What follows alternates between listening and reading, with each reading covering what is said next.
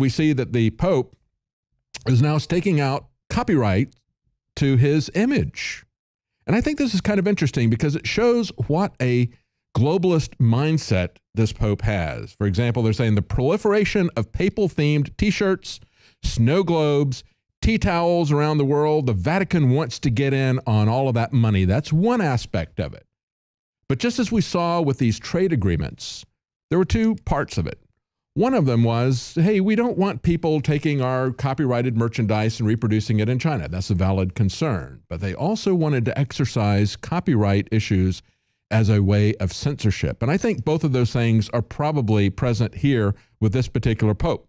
They say that the Vatican's Secretary of State will undertake a systematic surveillance that is aimed at monitoring the way the image of the Holy Father is used. They say the Vatican has hired a global law firm to protect its intellectual property rights.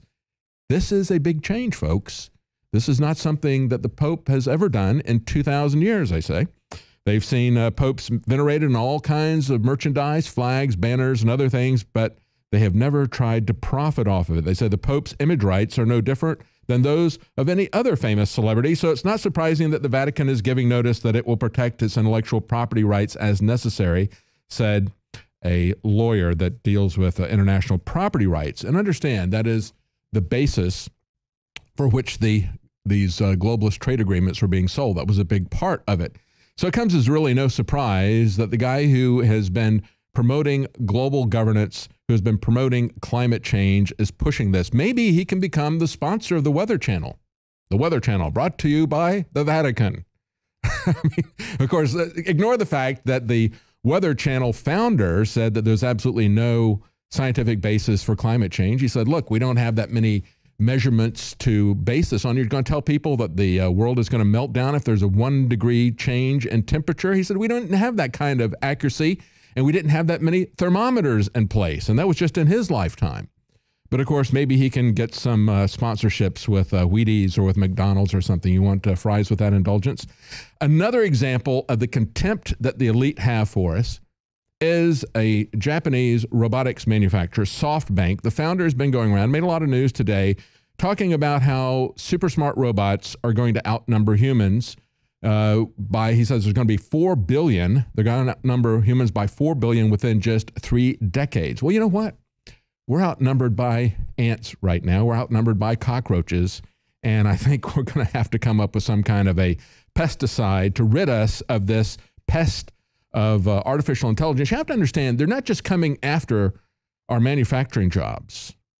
They are going to be coming after the jobs of the military and the police. Do you really want to live in a world where the military and the police are controlled by 1 or 2 individuals, and they have these mechanical robots who are going to be their servants who will kill for them?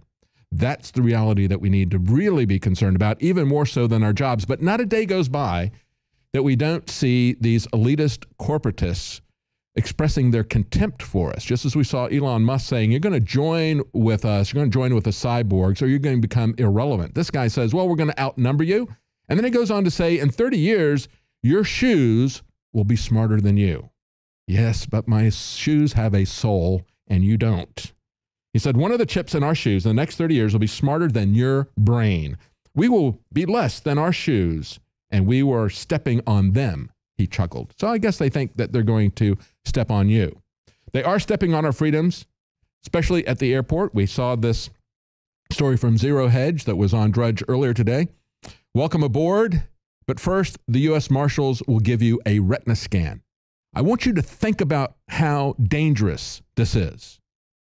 Not only is it an Orwellian situation that this guy describes, as they've already given their tickets, they're walking down the jet bridge, and now there's another checkpoint that they've got to go through. Understand the TSA is not simply about airports either. This is the travel authority, travel security authority. We're not getting any security. They're doing things, as they point out here, they walk down this runway. This is dystopian style, and they're writing, this is from Zero Hedge, a dystopian style black regalia. These two guys, heavily armed, stood next to an upright machine with a glowing green eye. Every passenger, one by one, was told to step on a mat, look into the green scanner. It was scanning our eyes and matching that scan with our passport, which was also scanned yet again. Think about that.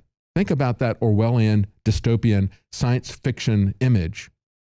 And that is what's coming to all of your travel, not just when you're traveling on airplanes, but when you're going to be moving around in the city on foot, when you get into the cars that they own, that they tax and track your every movement with.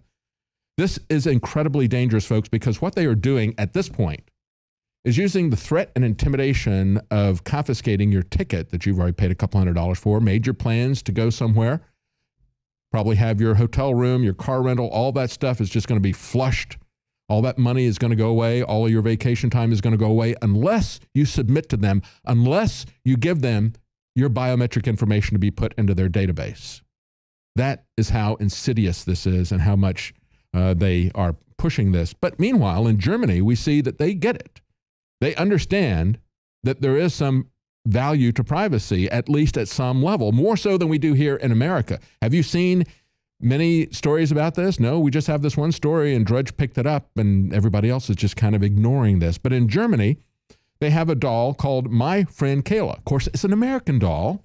And the Americans thought it would be a great idea to listen to children's voices, to send the recording to their website, to transcribe it with a Massachusetts-based nuanced communication, translate it into text, then use that to generate an appropriate response, which is sent back to the doll, which then speaks it.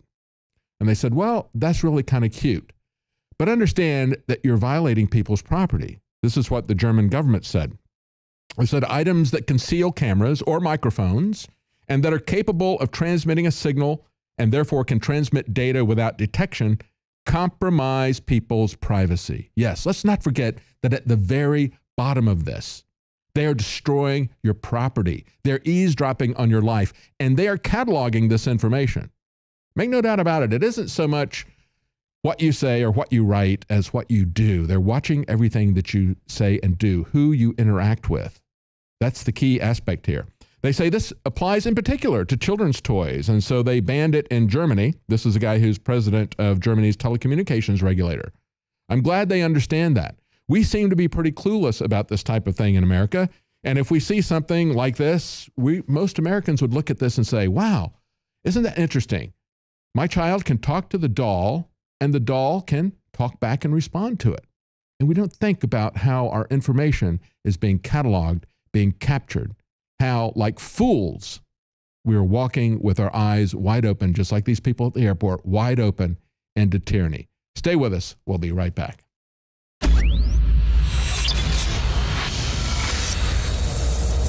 In case you haven't heard, InfoWars has become the most influential media outlet in America. We're making freedom go viral. And now we are proud to announce a new weapon in the epic battle against the globalists. InfoWars Prime, where you can watch live high-definition feeds of The Alex Jones Show, plus exclusive insider videos from the InfoWars crew and behind-the-scenes action. Go to Infowars.com/app and download today. InfoWars Prime is available right now for your iPhone or Android. You will have access to exclusive videos that you can't see anywhere else. And that means live coverage of events and breaking news on location as it happens. You can also take advantage of amazing deals from the InfoWars store that are only available for InfoWars Prime subscribers. That's InfoWars Prime at Infowars.com/app. And if you can hear my voice, you are the resistance.